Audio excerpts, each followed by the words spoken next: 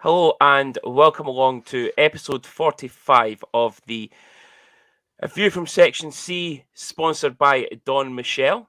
Senior, this is a very quick turnaround for us on podcast episodes. We had That's a half.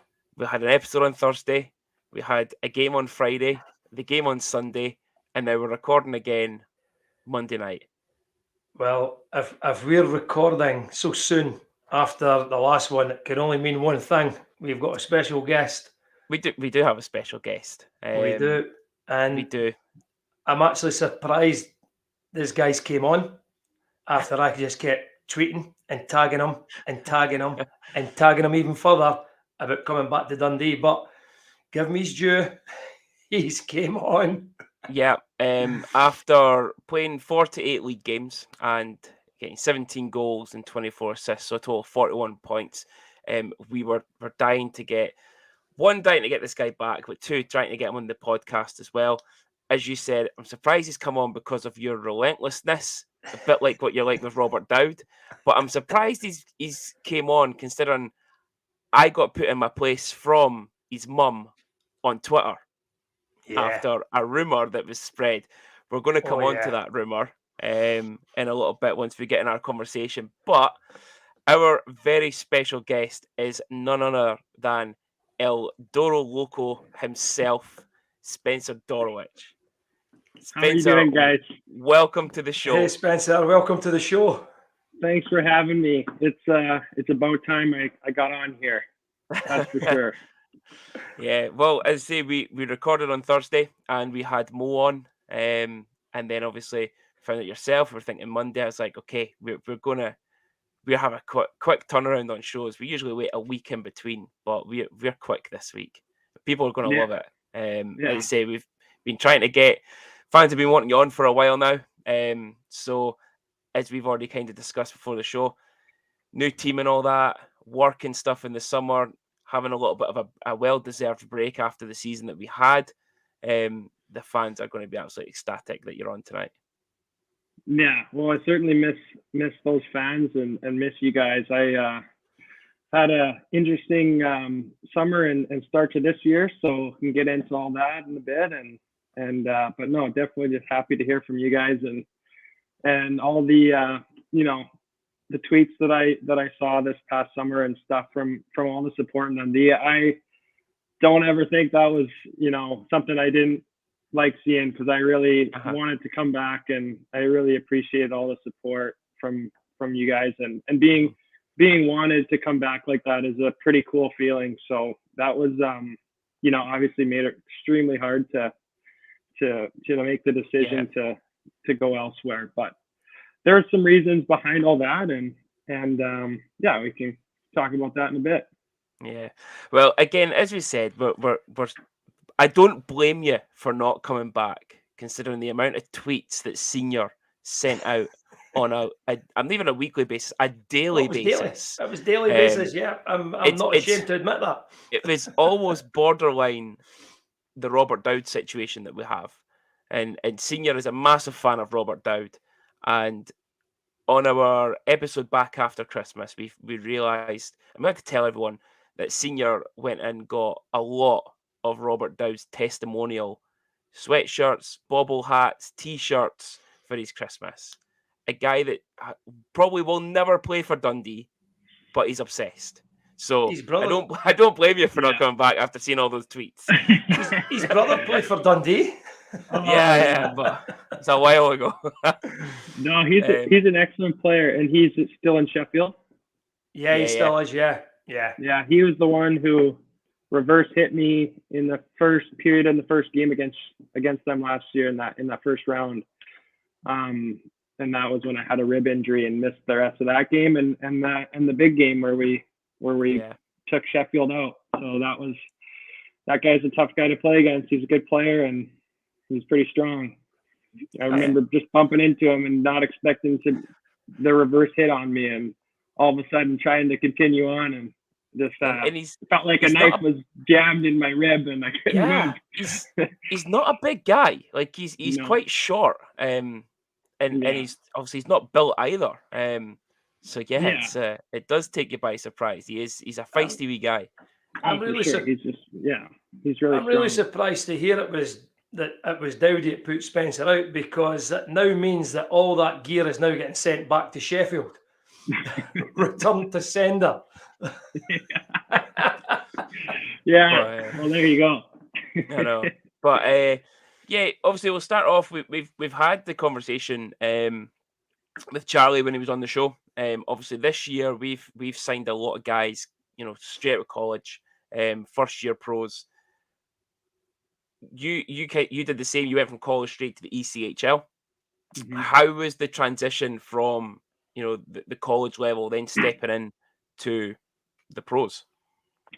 Well, yeah, it was a great experience at college. I think they really focus a lot on skills and development and strength. And I think my strength from junior to college was, increased like a lot more than I ever would have expected. And some of the training that you get at college was excellent. So having done that, I think it prepared me really well for the pro ranks. And by the time I was done my senior year at Robert Morris, I was excited and ready to try to get my first pro experience, whatever would come. And that was it ended up being in Greenville, South Carolina, where I played my first 8 games in the professional ranks. And I just remember thinking how poised the players were with the puck, and thinking the game was a little bit different. It might not have even been as fast as my college games were. In college, it's really fast paced, dumping pucks in, go and get it, finish every check. I think in the pro ranks, you play a lot more games.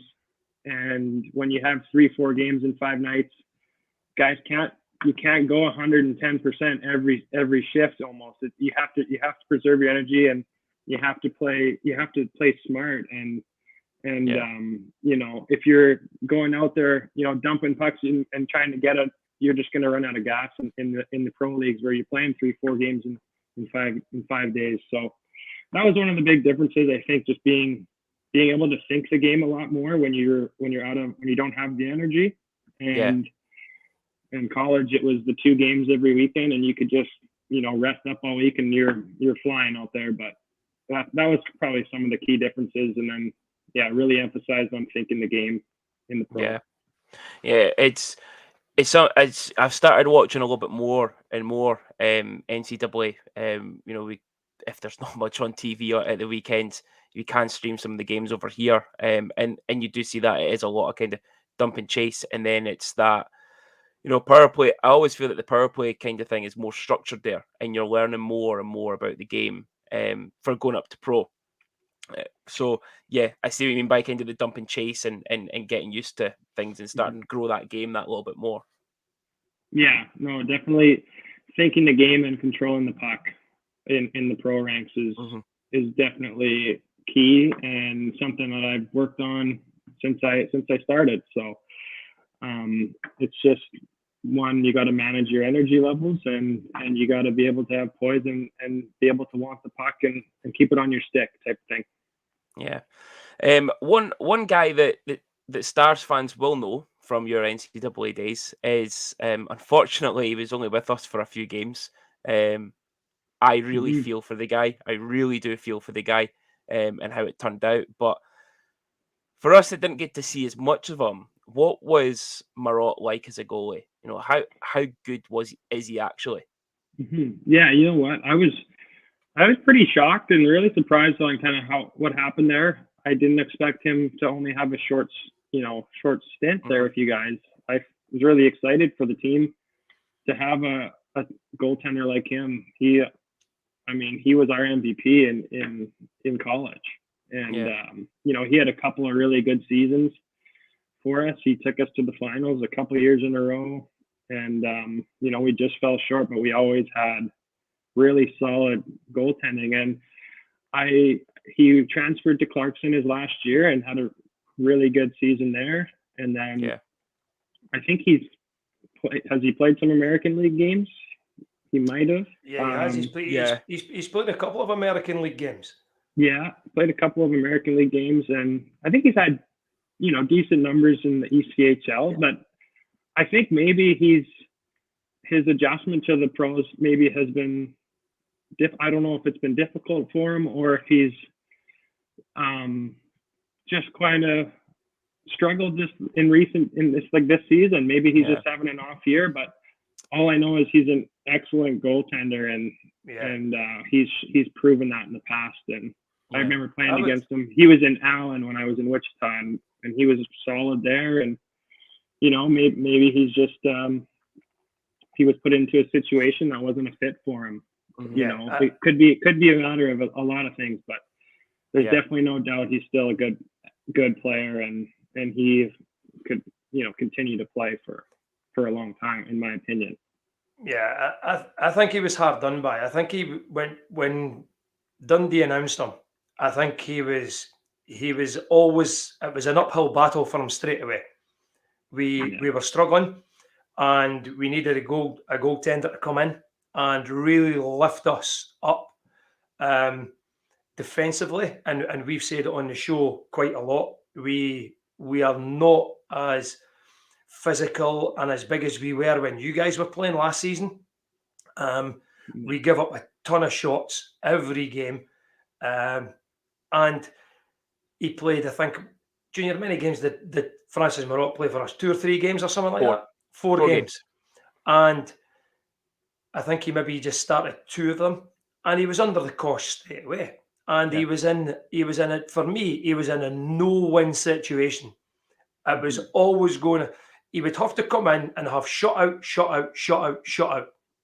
for him to be kept. If it went defeat, he was gone. I felt really, really bad for the guy. And not because you know him, Spencer, but I would hate that to happen to any netminder that got brought in. As a club, I can't believe we've signed a netminder, used up an import slot, and the guy's played 4 games and then was released again. I just find that really hard to believe for whatever reason they've done that.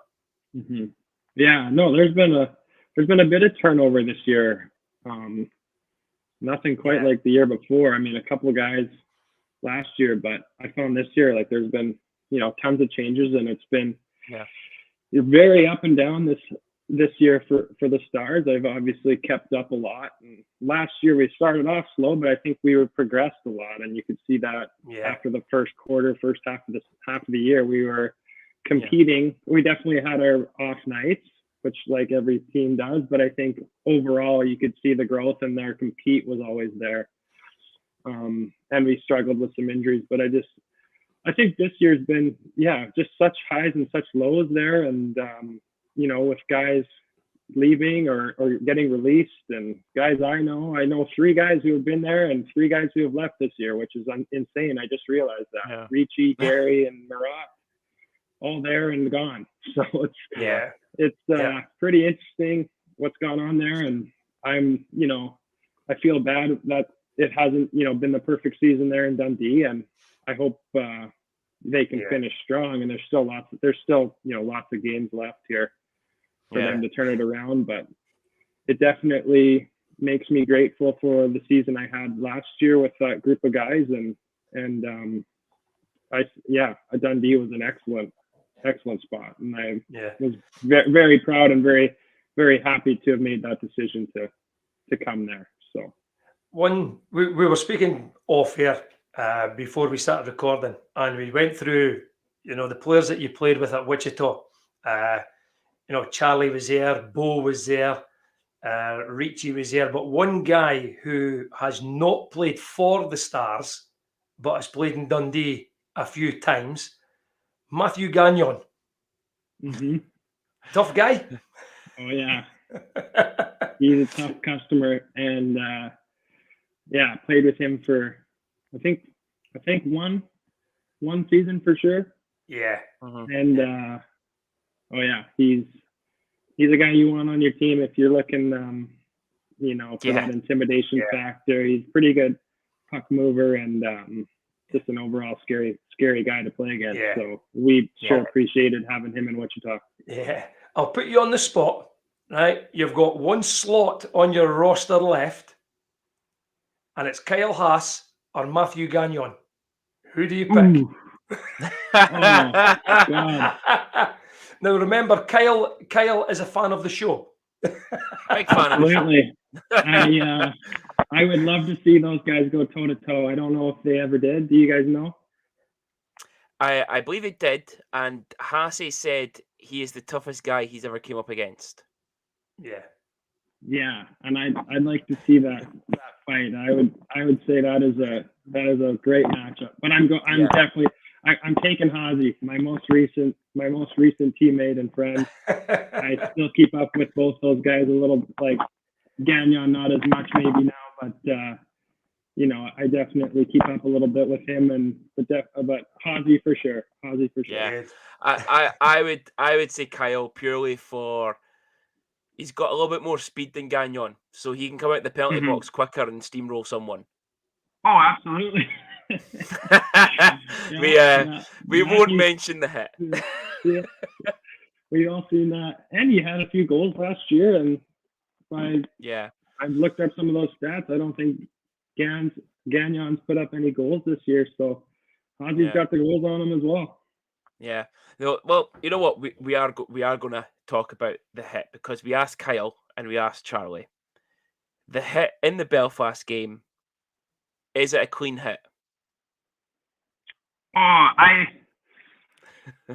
don't. He doesn't hit him in the head, and he doesn't jump. The rule might be that he took a few too many strides, but I have to watch the replay again. I know that's a hard hit with a guy with his head down.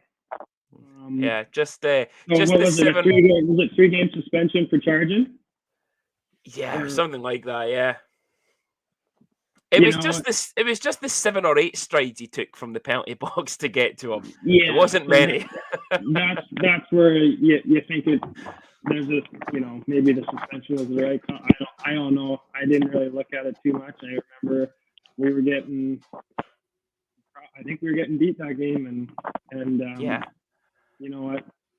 He was a guy who created energy in a lot of ways, and sometimes he might have gone over the line a little bit, but that's what those type of players do sometimes, and that's what they're there for. You know what? You can't be mad at him because he brings so much to the table and so much energy, and is willing to go out and make a big hit and fight anybody. And those are the type of players you respect a lot on your team, and you're going to kill off those penalties. And for those guys who stick up for you out there. Yeah. You obviously you mentioned kind of about probably the first part of the season. It was a bit slow. We started off with K Challenge Cup coming into the league. We didn't get a great run of results, and then we had our big kind of run before the COVID and Christmas breaks that we had. How did you feel moving into Dundee? Obviously, coming from the ECHL into Europe, into Scotland, you eventually found out after Charlie said that the two of you did not know. You eventually found out Charlie was going to the same team. How did the move for you feel, and then how do you feel that you started off at the Stars? Well, I think I was in a really good situation in Wichita with a guy who had a lot of trust in me. The coach there, Bruce Ramsey, he's a great coach, and I was on a really good team, and we lost in the playoffs. We probably to the team that won. It was a really close series, and but yeah, I would do anything for that guy, and really appreciated having him, because those were really pivotal point in my career. I could have went there and not had a opportunity or had someone that I just didn't play well in front of, or it wasn't a match for me, and it turned out to be, he really helped push my professional career and be the best player I could be. But so leaving there was a really tough decision, but it was something I've always looked at, was coming over to the EIHL and being in the UK. And when I kind of was thinking about maybe I should, if I can keep playing, I could get some school here, keep my school stuff going just in case. When my hockey career is over, to have that, I think is pretty good to have on your resume. And when I got talking with Omar and stuff about that, and the option was there, was a no-brainer for me, and I just told my coach in Wichita this was something I've always wanted to do, and I'm gonna go try it out over there. So did that, and I think starting off, I didn't know what to expect at all. Really, I had known that there was some past NHLers who had played in the league, and there was all kinds of different types of players, young guys to a certain amount of UK players that have to be on the rosters and all this. But I didn't really know as far as the level, and it was something that I found was very similar to what I've been playing, and so I could acclimate pretty good to the league. I think I did okay, but I was off to I think a slow start for me. I didn't score for a few games. It wasn't anything major of concern. I was never concerned at any point, but it was an okay start, and sometimes that happens in the season. I've had really good starts, and I've had some slow starts, and I've had some really good points of seasons, and I've had some struggles. So I wasn't worried about anything. I knew it would come, and I think it was just a matter of meshing with the club and all my teammates. I think the fans were like that as well. I don't think the fans were concerned about the numbers at the start of the season, because I think what you brought was energy, and just kept energy and energy every single time. And when I looked, when the team first came together, that's all I look at as a team. Suddenly you'll get your flair players. Charlie is just different. Charlie, for me, he's an enigma. He's got so much pace. He will get into people's faces, and he's a totally different type of player than yourself. Yeah. But we knew eventually that you would start scoring, and then everything just came right back into place from my perspective for yourself.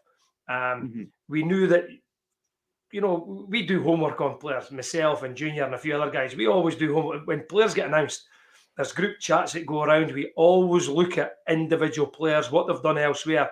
And what we knew about yourself was we were going to get hard work. And I think when you ask any fan in Dundee what they want from a player, it's hard work, and that's it. And everything else just falls right into place. Yeah. Well, that's what I definitely that's kind of how I've made it this far in my career, honestly. I've never been the most talented player on any team I've been on. I've always been a type of player who can play in a lot of different situations, and I think I can fit well, whether it's on the penalty kill. I like blocking shots. I also like being on the power play if I got to stand in front of the net or be a guy on the flank side. I try to fit in any role where I can, and I've been on plenty of different teams with plenty of different roles, and I've kind of done a lot of things. The one thing that's never changed, I think, is my work ethic, and that's what's kind of gotten me to, being on these different teams. Some really good, some okay, some bad start, better finish. I've been on all kinds of teams, but that's kind of why I try not to get worried about the beginning of the season or if something's not going right, because I just try to maintain what I can control, and that's just my effort, my work ethic and practice, and trying to always prepare as best I can and be rested, just to give myself the best chance possible of scoring some goals, and knowing that just with that preparation, it's bound to work out. It's bound to come, and you're going to work for your luck, and then you're going to have a weekend where you do get a few goals, and that happens a couple of times. So and I think the thing as well is that I was looking back at some of the old game sheets from last season, and there was a lot of times where we didn't have the same line every week. We were up and down, or we had guys out injured quite a lot throughout the season. At one point, we were just a stack of injuries. You ended up shifting lines. You were playing with Charlie, then you're with Sebi, then you're back with Sonche, then you're going to play with Alex Ranger, and it was just changing. Silsey as well. It was changing all the time, and it's difficult for you guys to get into a routine of playing the system. Although different lines might be told different things all the time, but if you've got that system in place, it's difficult to get it going with the chemistry with your line mates. But to have so many guys on that team that you're playing with week in, week out on different lines, Points aren't definitely. going to come easy. No, exactly. And it seemed like I was always playing with good players. We had a great team last year, and I think we were also close on and off the ice. No one was ever worried about. I think that we just knew that chemistry would come eventually, and really didn't matter who we were playing with. Obviously, our top point getters, Sanch and Comer and Benson were. If you're playing with those guys, you're going to get points. So, and a lot of the other guys too that were on our team. So I think it was just a matter of being a close team and no one really worrying about who gets the credit. We all just wanted to win games, and we wanted to do it for each other and for our coach. Yeah. We were happy we progressed throughout the year. Yeah. So obviously we discussed it with Mo as well, and Charlie and Kyle, kind of the COVID protocol, so that we ended up going in and then coming out and then going right back into after one game. And then obviously around the Christmas period, Scotland was put back into COVID restrictions, and we had the 200 fans at a game. Just how different, we hear it from a lot of players, and Nick Riopel said it, and Bo said it, and Charlie said it. The fans in Dundee make a massive difference to players, and players wanting to come and play for the jersey. How did it go from a relatively noisy atmosphere, chants, every player had a chant, to 200 people in the ice rink? Yeah, I mean, the fan base in Dundee is what the players really love, and we appreciate all the support. It does make you want to play for the jersey and really work hard every night. And we want to do the best because we know they want the effort. Like you guys said, they want to see the effort. And when they bring the energy in the stands, I mean, that means we got to at least bring the energy on the ice. But I do remember that was a crazy. I kind of forget about that, honestly, about the COVID and what happened there at Christmas. I remember we all blamed Hodge for starting the COVID madness. Yeah. But no, you can't blame anybody. That was unfortunate. We went the night before, which we didn't always get to do, going to play Cardiff. I think there was a Challenge Cup. Yeah. Maybe, and it was the second leg. Yeah, we were on a roll as well. We were up 4-2, was it, before? Yeah. And we lost about 6-2. So that was too bad because we might have been if we were healthy and didn't have COVID coming in, we would have. Yeah. We were set up for success, and then it just didn't work out. But so that's Hazi's fault. But no, he did take some shit for sure. It was just unfortunate. He was the first guy, but it was. I mean, it's a serious thing, so we had to do what the government said and what the league said. But coming back, and Charlie and I never got COVID last year. We both had some horrible colds, and I remember there was something going around Dundee that was not good at all. And I was tested negative, did all the home tests, the PCRs. Yeah. And Charlie and I never had COVID at all, but it went around most of the team, and it was still, we had to be in isolation. And for those guys in isolation and coming back and getting on the ice, I remember it was definitely hard on guys, and something that it happens when you get injured or whatever. You got time out and you got to come back and try to find your legs. It's never fun, but. Just to get back to the fan part of it, no, that was definitely weird and not as fun. Not as fun to have the smaller crowds, for sure. Yeah. It's the crowds that make it fun, and we definitely tried to provide our own energy out there, but nothing can replace the passion that you find in Dundee and some other teams as well. The fans are awesome in the ECHL, and we love playing for them, and to get them back after that. And to bring money in for the club. I mean, that's hard on the club, to have such a short, I don't know how many games it was, but lots of different factors that make it important to have the fan base there. So definitely not as fun without them. Yeah, I think we had 3 home games. I think it was under the 200 banner. Yeah. It was a bit surreal for fans, but it was even like, speaking of COVID, that was us coming back into it after having the season out, and they had the Elite League series, which was not very good, especially when it was only, I think, 4 teams in it, Teams, and yeah.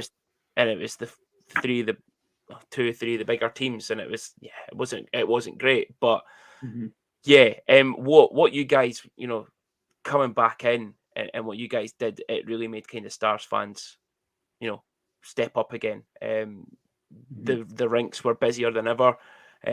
Pash did a lot of work as GM to get the crowds up, but ultimately you guys were putting in the performances that were making the fans want to be there and want to come and watch games. The biggest thing being the Sheffield playoff games. Going down a couple of bus loads down to Sheffield, a 1-0 win in a team that we definitely had their number last season. So many times, like as a club, we've always struggled to go down to Nottingham, Belfast, Sheffield, Cardiff. We've always struggled to get results there. To go down in a playoff first leg and win 1-0, and I said it to Mo last week, to get a shutout there as well. It's credit to him and also the team as a defensive unit. But what was it? What was the first leg like for you? Obviously, you got injured during the game, but what was it like? Just winning 1-0 down there. Yeah, well, we matched up well against them during the year. And I don't know what the record was, but we always seemed to come to play against them, even though they were a top team. I would say they were they were second in the league, right behind Belfast, who was pretty dominant, and they had some excellent players and a full roster of a lot of studs. So for whatever reason, we matched them well and played them hard, and came ready to go against them. And they had a fun rink to play in too. That was part of it. I remember going to Sheffield. I was always excited. They had a really cool rink, and it's always nice to see some of those big arenas. I love that. I like Dundee's, how it's smaller, because you can hear the crowd and you're really kind of connected with everyone. And then you go. The thing about the ECHL is all the different rinks kind of are a cool story behind a few of them. I would say Manchester being really small. Guildford's kind of an old rink. I don't know if that's, it's quite hilarious, the people that are skating out there on the ice before those games. Yeah. But Fife being a shithole. yeah, absolutely. So that was one thing that when I came over, I noticed just the total, the difference in all the rinks and some of the big ones and little ones. And but we got up and we were excited to be in Sheffield. And that game, I remember in the first period, it was rough. My first shift in that game, puck was wrapped around the boards, and I got absolutely hammered by Valorant, and I went flying, and I don't even know, I might have had a concussion after that. I don't think I had headaches later, but I definitely got hit hard and was shaking that off, and that was the first shift. And then by the end of that period, last shift of that period, I was just reaching around Dowd, who we were talking about earlier, and he reverse hit me, and I just tried to continue on, and I just remember like kind of going down like I had a cramp kind of or something. Yeah. He just got me in the top of my left rib cage, and it was just got me in a muscle, I think, that was torn. And I remember working with Era Lee immediately after the first period and into the second for about 45 minutes. She was just digging in my ribs and trying to work whatever muscle that might have been, put out of place, or trying to fix it any way possible, but couldn't get it back. And I just was basically unable to move my whole or turn or anything. I couldn't even reach down to undo my skates. So I knew it was probably it. And I remember being really, really sad, obviously, being in the important matchup. the boys, when they came through with that win, I remember watching, and that was something special for sure, and something I'll never forget. And those guys, I was so happy for them, and they were, really, I felt like, everybody was laying it on the line, and they wanted to extend our season so that I could have a chance to play, and that was something I'll never forget. And those guys, still mean the world to me. That season was, or that weekend was unforgettable, and coming back and taking it in game 2 at home. I remember watching, being down 3-0, and just was, basically praying, come on, boys, you need something. And that big goal by Calvis, and all of a sudden, the magic from Sebi, I was up in the up top watching through the glass, and just going crazy, because I think it might have been with Garrigan at the time. He might have been injured, I forget, but it was just wild scenes. And I remember the adrenaline and being so happy, and being able to have a chance to recover from that rib injury, give myself a week. And I remember playing through it the next week, but I was able to play, and that was pretty cool, because I have been year to year playing too, so I didn't know what was going to happen this summer necessarily. I had no plans yet, and just back of your mind, you're thinking if you want to play if you can, because you never know what could happen. So but no, incredible weekend. Yeah, as you say, I know personally the pain that you went through with Airley's bony thumbs digging into you. He doesn't hold back. We know. We both go to AB, so we both know what they're like. But to lose you, I said it after the first game, and especially at 3-0 down, I said it to Mo and I said it to Charlie. I thought the game was gone at 3-0. It's the usual story for the Stars of you get a good result in the first leg. Usually it's at home. Our first leg, we usually get it at home, and the bigger team take the second leg at home. But we did it in Cardiff a few years before that. We went down there, we won 4-2, and then we lose on home ice. And it's always been the Star story. So I think the pessimist in me, when we went 3-0 down, thought, here we go again. We're so close, and it's happened again. But you say, big Ozil goal right before the end of that second period, and then Sebi did Sebi things in that third period. But the biggest surprise for me was Sheffield actually taking the home game first. I thought they would have wanted to come up here to play the home game, to play in Dundee first, see what they could get in Dundee, and then just try and put it to bed at home. So that was I would say the biggest shock for me. Yeah, I would say the exact same thing. And when they announced, because they had the pick, I think, right? We're in the highest seed, so we were definitely happy with that. I mean, it worked out. I honestly think that they expected it to be the travel down and then the travel back up to then play the next night, and that's what they've always done. But to go 3-0 down and come back and win the way we did, it was the loudest noise I've ever experienced at DIA, and we've won leagues and playoffs, actually playoff finals in that rink, and that game was probably the loudest, I think, purely for the way it all kind of transpired on the night. To take down a team like that and do it at home. And that was something I'll never forget. That was loud, and I was so excited for the guys, and I've watched that replay so much. It seems to come up on Twitter a lot, and I always watch it because it brings back some awesome memories despite not being in that game. But I remember just how happy being so happy for the guys, and being happy that our season was extended so I could try to help our team in the next weekend, and it was just awesome. So I'll never get tired of watching those videos, especially with the Titanic music in the back. That's it. You took the words out of my mouth. The one with the Titanic music has to be the best ever. Dylan Lawrence puts it in the goal, and then I know. The rest is history. Yeah, but we will touch on it very quickly. The following weekend in Nottingham, the Belfast game really was one to forget. In your own words, what happened?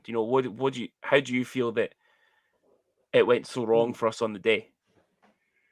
Well, I think playing that game was, I think firstly that's why we were partly so excited. Well, a lot of the reason we were so excited was to get Sheffield, because Belfast had been a very tough team all year long. And I remember that game in Coventry, our last game of the year, we had to tie or else we would have been an 8th. And having to play Belfast in the first round, and none of that would have happened. Who knows what happens with the Belfast series?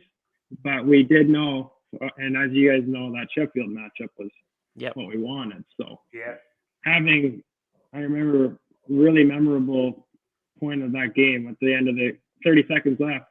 I passed it to Charlie. I'll never forget. It was his 30th goal of the year. Huge goal for him and the tying goal for the team, knowing we needed that point. So we just had to get through the next 30 seconds, and we played Sheffield. And we ended up winning in overtime. So it was that was huge. But so we did. I think we were ready for the game. It wasn't a terrible first 10 minutes. I don't think, if I remember correctly. I think one little turnover at the far blue gave them a bit of a half breakaway. Found the 5-hole on Mo, and we were being out there for that, and we just kind of couldn't get that bounce that we needed to give us some momentum. I found we didn't really get.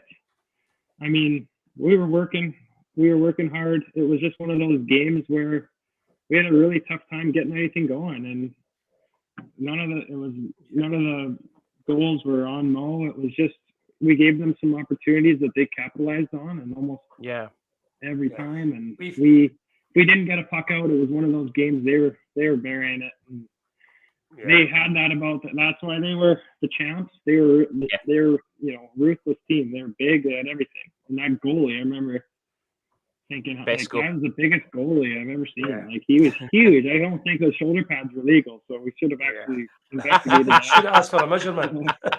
We should have investigated that. Maybe been in the final with Cardiff. Wouldn't have been the first time in the Elite League, League playoffs, that there would have been a request for a goalie's equipment being measured. It happened to Dundee in Glasgow a few years back when Joe Fallon's glove was measured at the end of a period.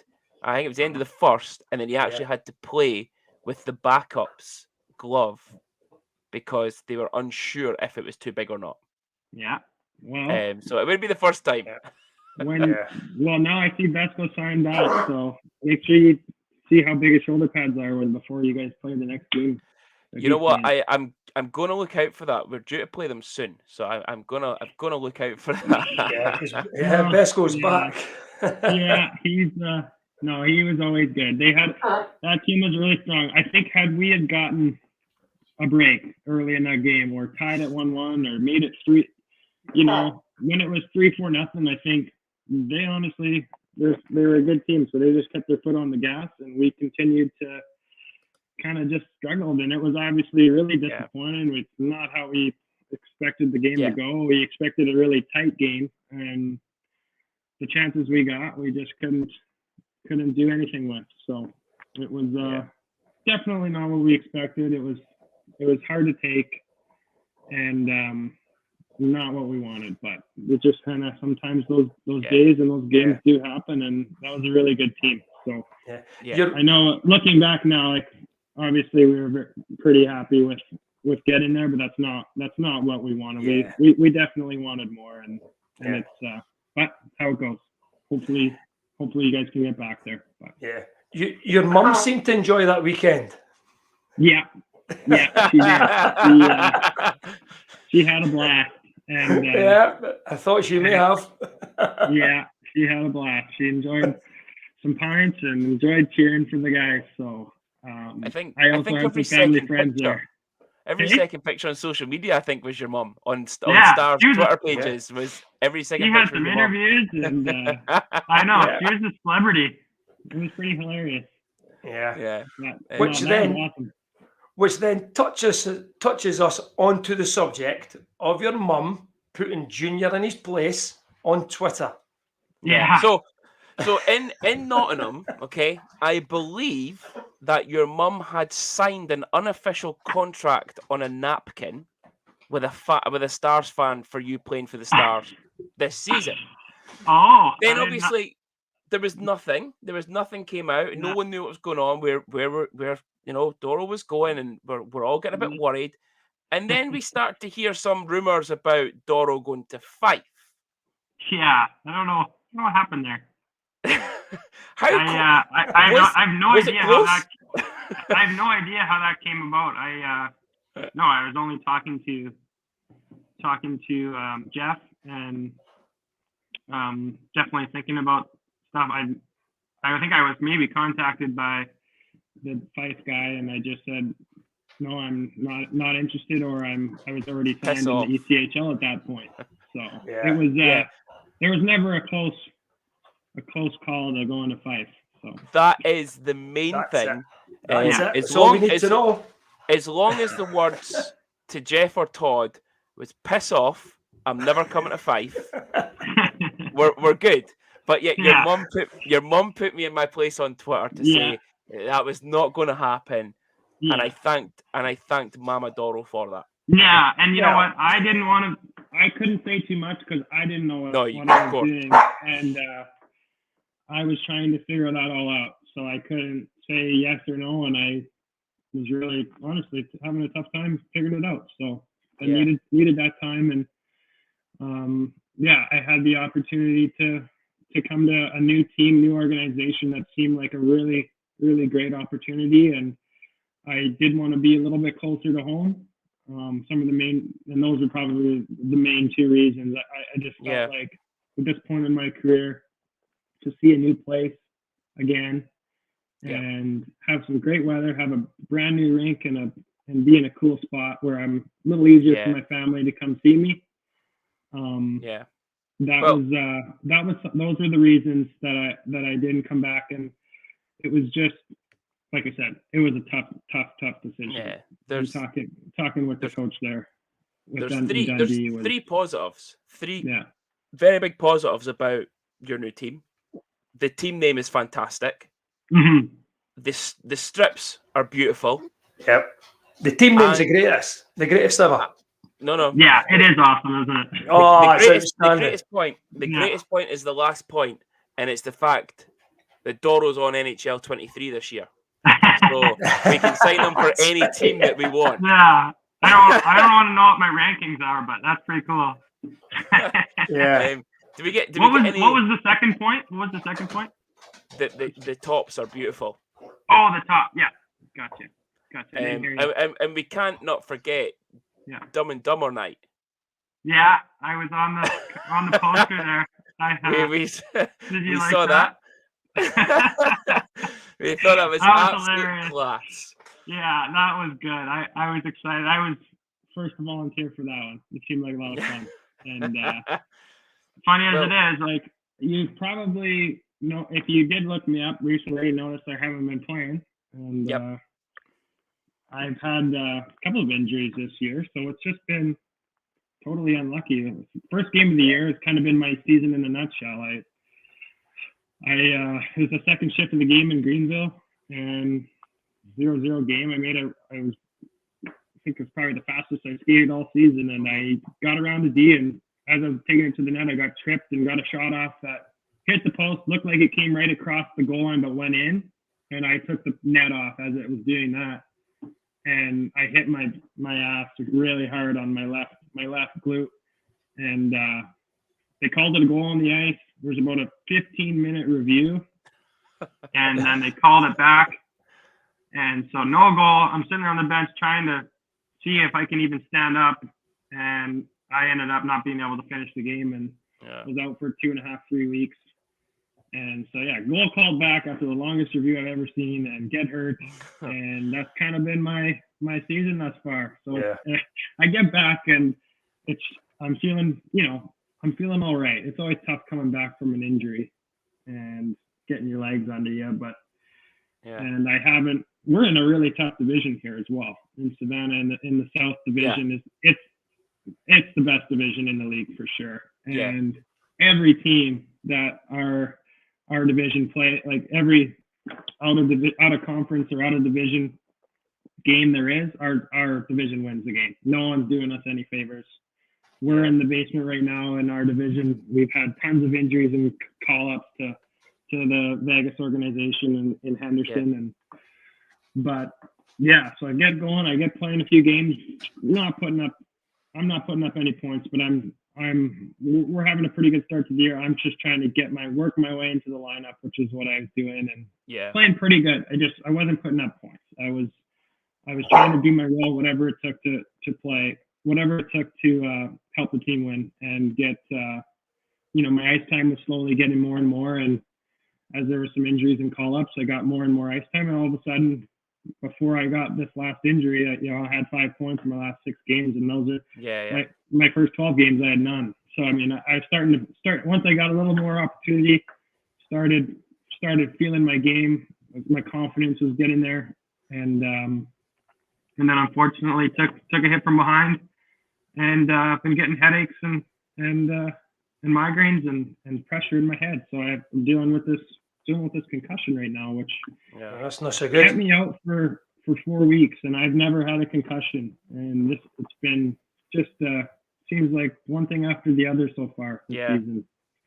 But I'm hoping to. I've just been resting and I've tried to get back on the ice a couple of times, and that night or the next day, I'm just struggling with some pressure and some headaches, and it's been no fun. It gives me a new perspective on it because I've always seen guys, and you never know. Everybody's different and what they say and how they're feeling, and sometimes I've thought, how bad could that concussion be? Like he could be playing, but like I know now what it's like, and like I understand it a lot more. It's completely something. It's totally unusual. Headaches are totally unusual and something I've never had. So here I am. I've only played half of the first 36 games. 3 of those games I've been out in the first. Well, the first game I played a shift, got hurt, going to the net, hitting the post, and my freaking ass was the size of a watermelon, my left cheek. and the bruising was insane. Like the guys, I didn't know how bad it was and how like swollen my left ass cheek was until the guys in the room after the game were laughing at me because I was getting changed, and they said like they were literally in tears laughing about how big my ass was. So that was kind of funny, but anyways, recovered from that, and then got into some games, and then here I am now. So trying to get back as soon as possible. But other than that, I mean, the team and everything's been great. It's been a cool experience. Just didn't expect it to go this way as far as my playing and everything. So. And obviously you mentioned about kind of the long review on that goal on the injury. Was it as long as a Toby Craig review? Oh, it was about as long. It was about as long. Yeah, it reminded me of that. So and the outcome was the same. No goal. Yeah, no goal. Of course, whatever you wanted it to be, it was the opposite. So we've had a few conversations with some of the guys on the officiating in the Elite League on the show. How has it been this year?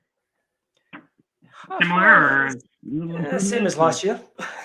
I could even argue that it's the standard's gotten worse. It's definitely got worse. Yeah. Oh, is that right? Yeah. It's pretty bad like now. Yeah. You've got a couple of. They need some training in place or something, hey? Is there not enough? Yeah. The less said, the better, I think. Because I think there's meant to be training in place for them. But it's never been the best. And as we've said the last couple of weeks, there's a couple of refs who will hold grudges against guys or clubs or fans. If they get on their case, they will hold that grudge, which is unfortunate. But That's not good. But for yourself, for kind of signing off on your time with the Stars so far, because there is still the future to come back. So far, so far. Yeah. There was a lot of good moments, obviously, but I think we know what your answer will be. One of my favourite moments of the season had to be the clan meltdown.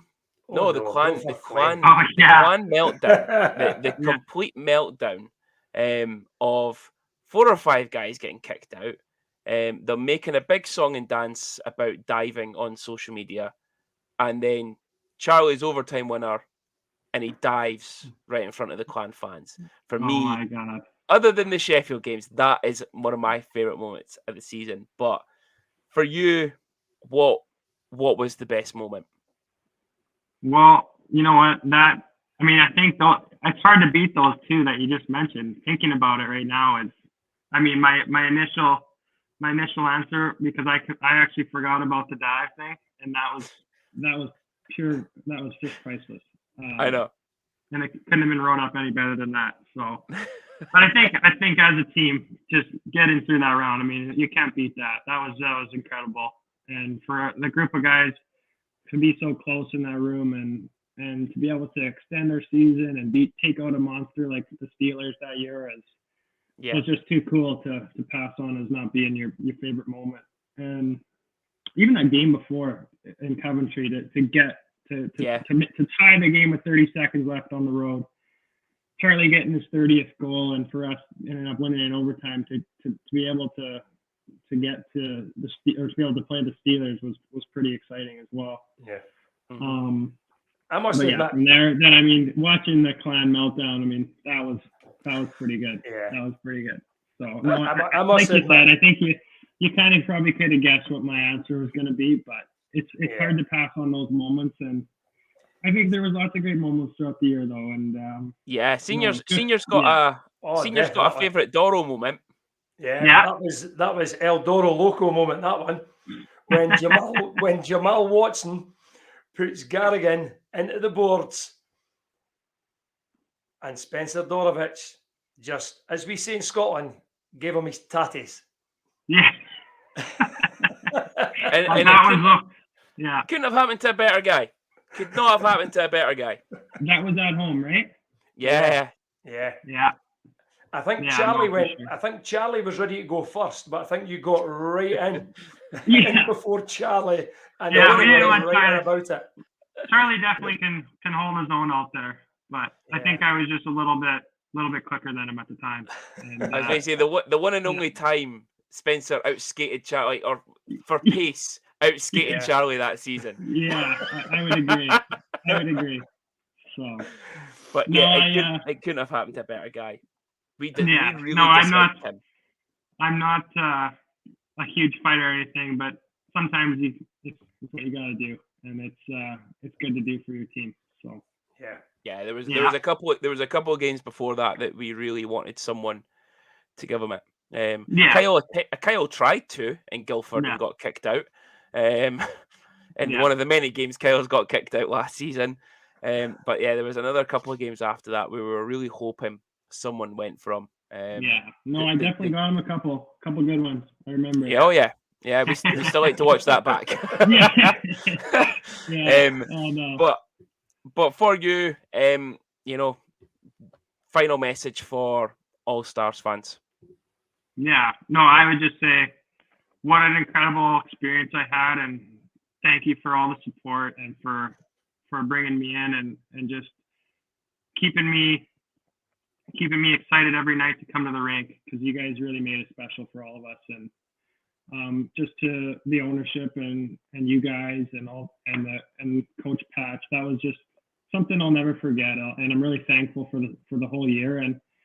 And looking back, it's just some great memories. So I appreciate it all, and I really had a good time, and I'm just really thankful that I did that. And you never know what could happen in the future. So we shall see. We shall see what happens moving forward. As soon as it comes to the summer, you know that Senior's going to be tweeting you. Definitely.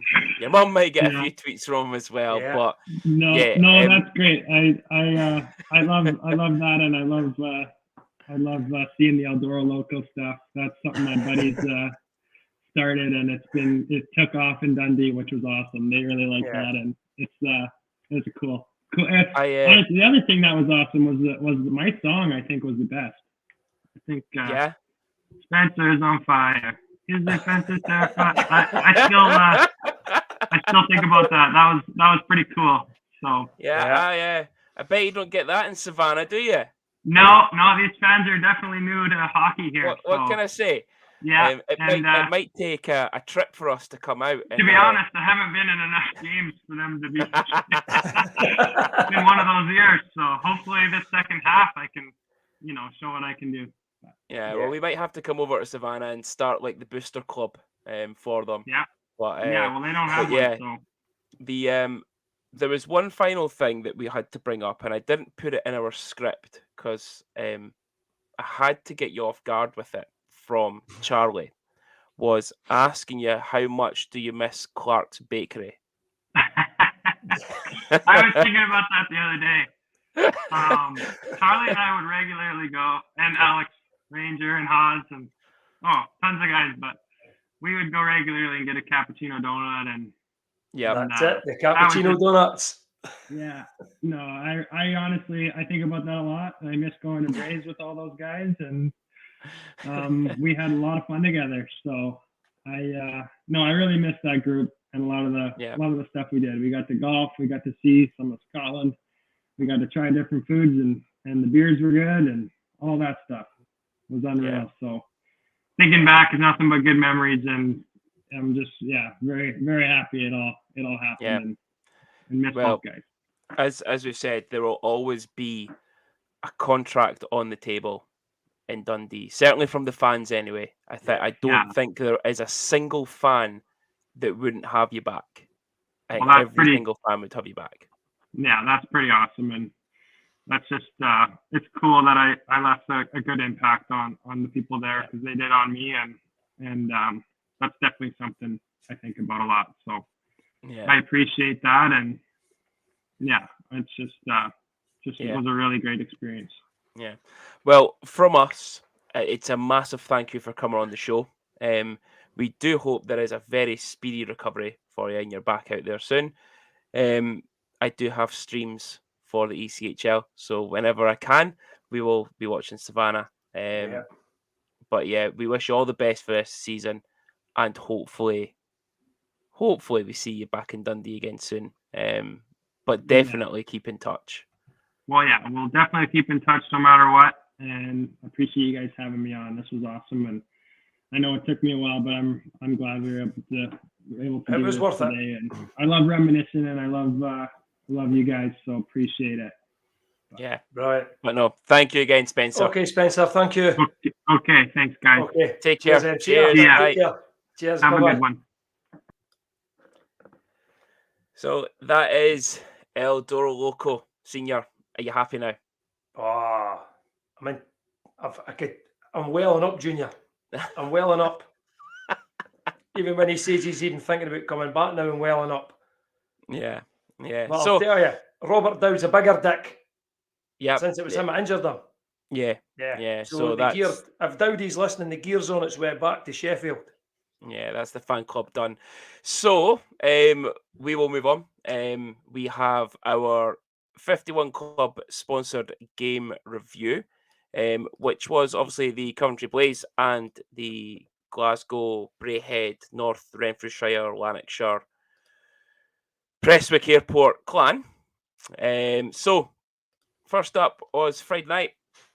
It was a 4-3 victory after a shootout against the Coventry Blaze. Elijah Barriga got us off to a 1-0 lead at the end of the first period, 18-15, assisted by Sonch and Semyonovs.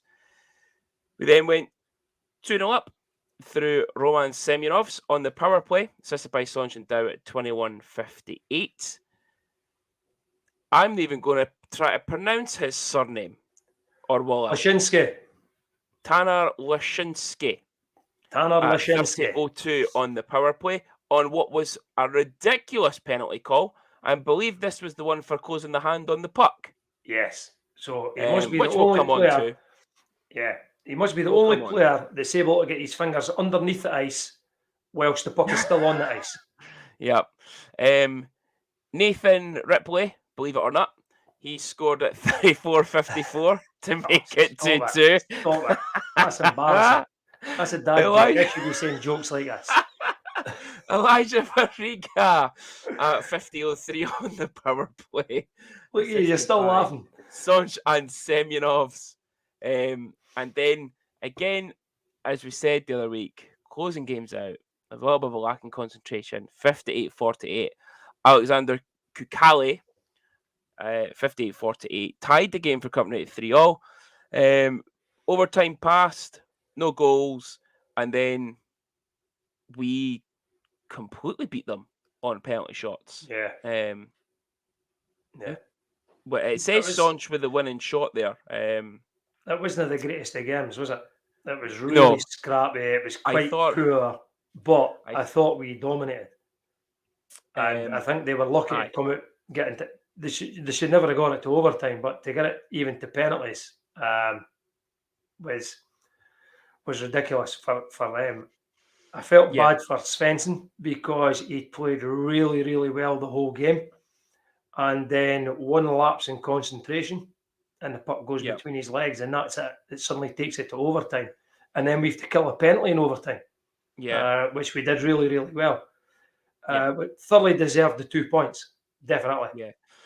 The one thing for me, like you say, it wasn't the best of the game. I thought it was two poor teams playing against each other on the night. The thing that frustrated me most about it was we went back to this playing in the shell kind of hockey. Yeah, it was like we were like a passive team again, weren't we? There was nothing that we saw in the Belfast game in the Coventry game. Yeah. Nothing at all. There was hardly any hits. There was no real great forechecking or back checking. Yeah.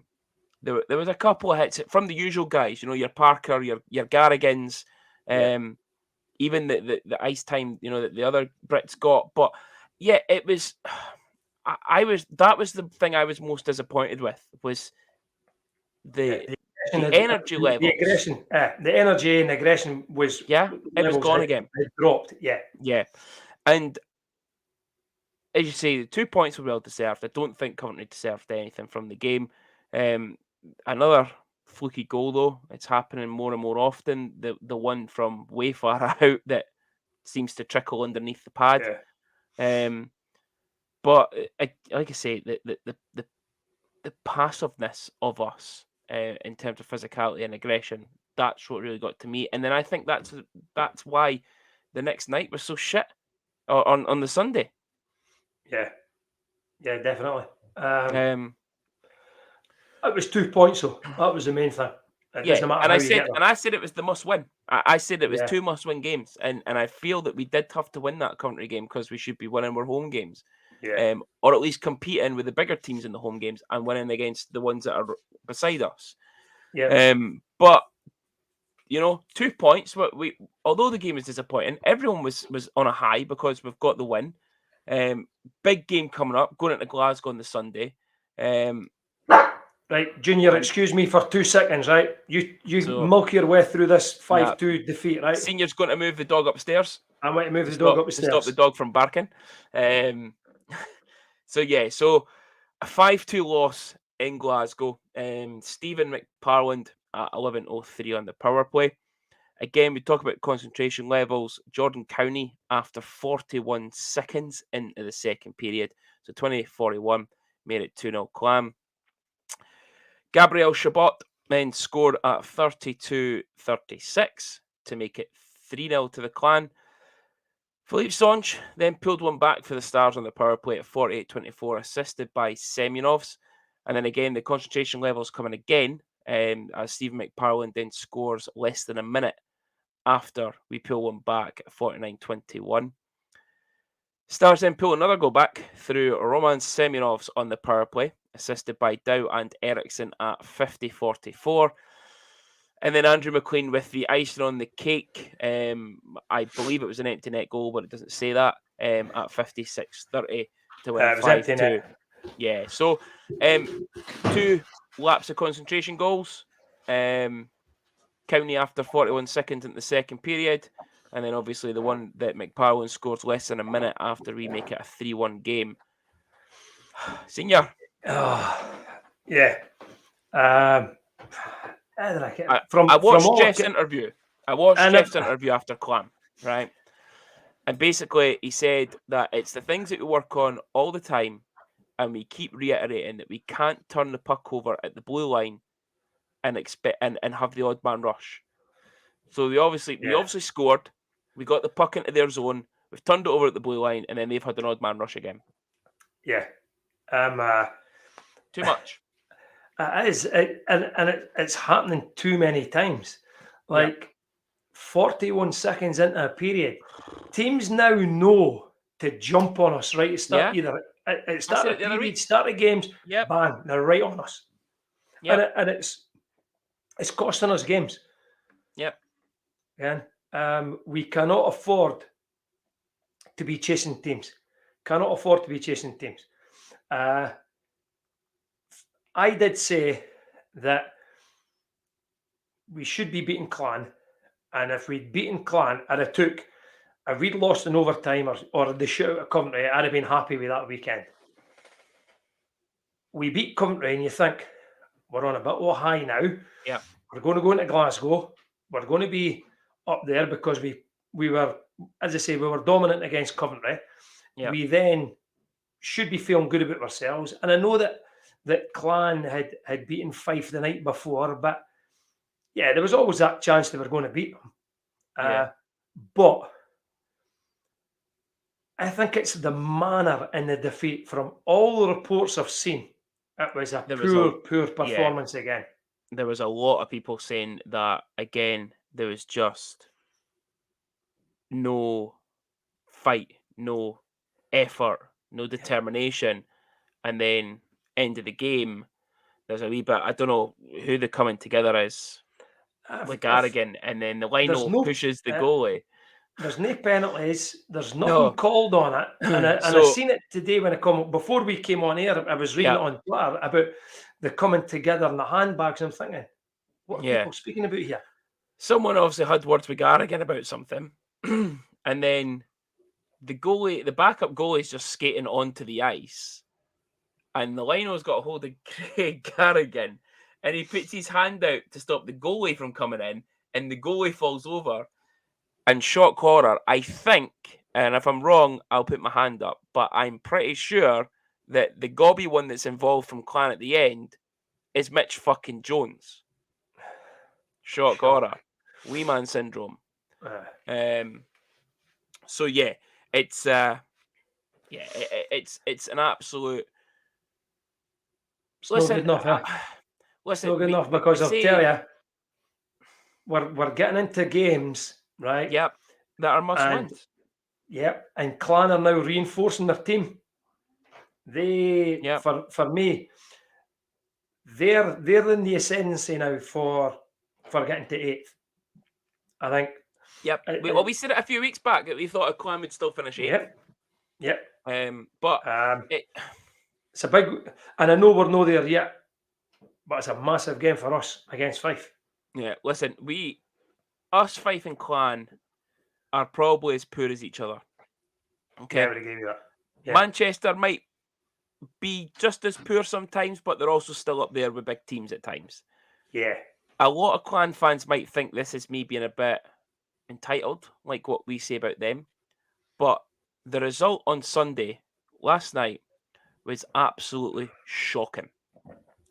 Yeah. I think it was a shocking result. And it's a team that I really feel we should have been beaten. I don't think. I know it's a poor result, right? It's 5-2. It's an empty net. Could you say 4-2? Whatever, right? On paper, it's a 5-2 game. Okay. However, they are short benched. Well, they're short of D men. Let's rephrase that. They keep shouting about how short benched they are. They're not that short benched. They've just got a team loaded with forwards. Yeah. And they're short on D. I think they've only got 3 natural D men. We should be taking advantage of that. Yeah.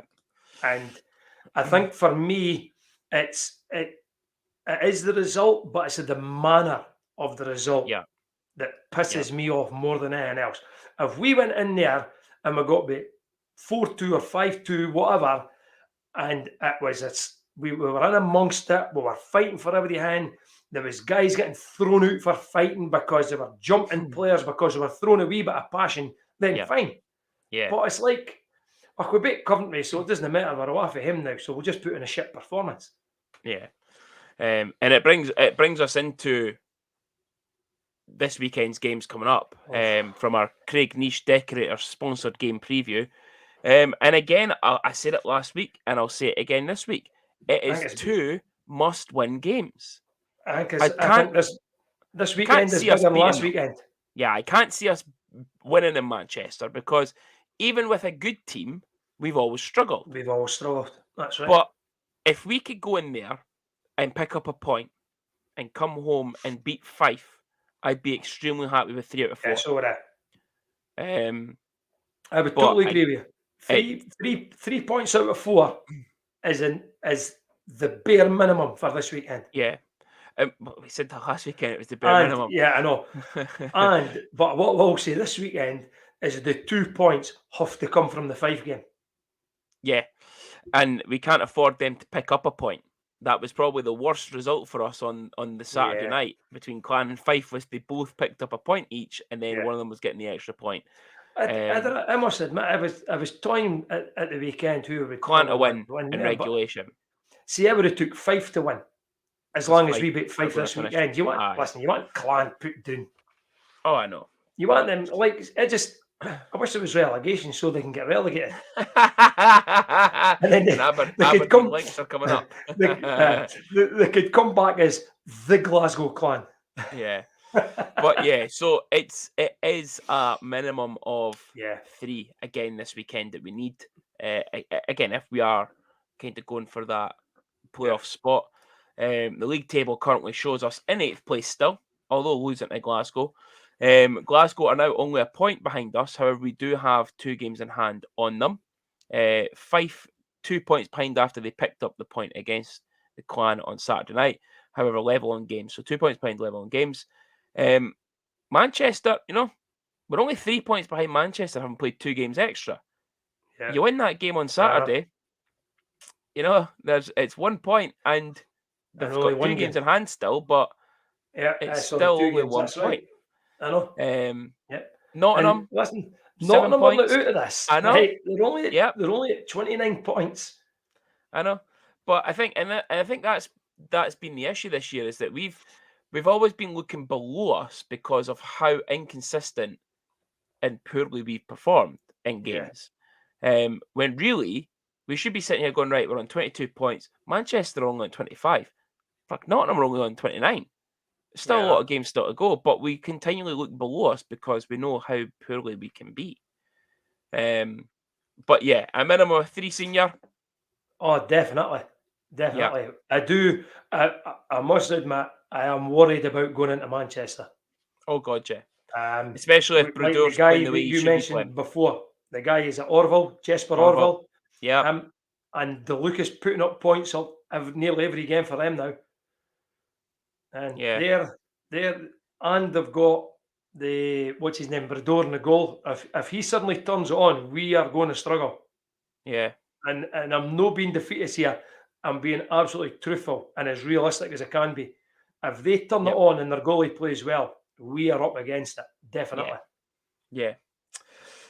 So that is again quite a condensed preview, but it's I think we know what needs to be done and we know the danger men.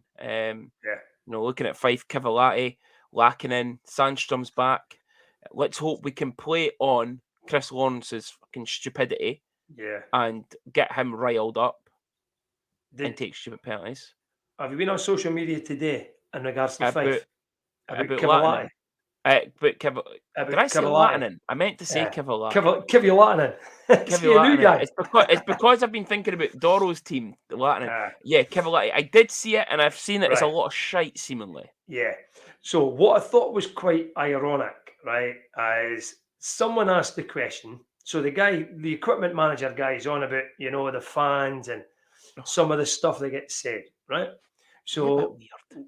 yeah, one of the fans then asked him the question about Cavallati. Is it a rumour or has he asked to leave? And then he announces that it's a rumour. And it's just people just trying to put the club down, etc., etc., etc. Now, people have been asking that question since the weekend, yet the Flyers management never came out with an answer. Yeah. But the equipment manager comes out and announces, "Oh, Yeah. no, I can assure you it is not true."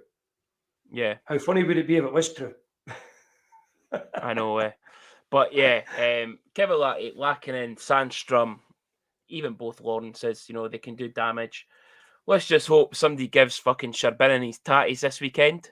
Yeah, I fucking hope so. And the big fucker Johansson as well. And Harsh. Yeah, but yeah, it's a minimum of 3, I think. Definitely. Great to have Doro on. Brilliant. I know. Thoroughly enjoyed that. We speak thoroughly enjoyed it. And all last week and the last weekend trying to get it organised, and it's been absolutely fabulous. But yeah, it's going to be a tough weekend, senior, but let's hope so. Yeah. So it's now going to be going from a short break in the podcast to a long break in the podcast. Oh, we might get Monday or Tuesday next week. See how it goes. Wow. Maybe. Imagine. See how it goes. But thanks again, everyone, for listening. Thanks for tuning in and watching and listening. El Doro Loco, reminisce about his good times in Dundee. And we will see you all at the rink on Sunday, again, as Andy McCartney would say, against our unwashed friends from Fife. Have a good week, and we'll see you at the weekend. Cheers.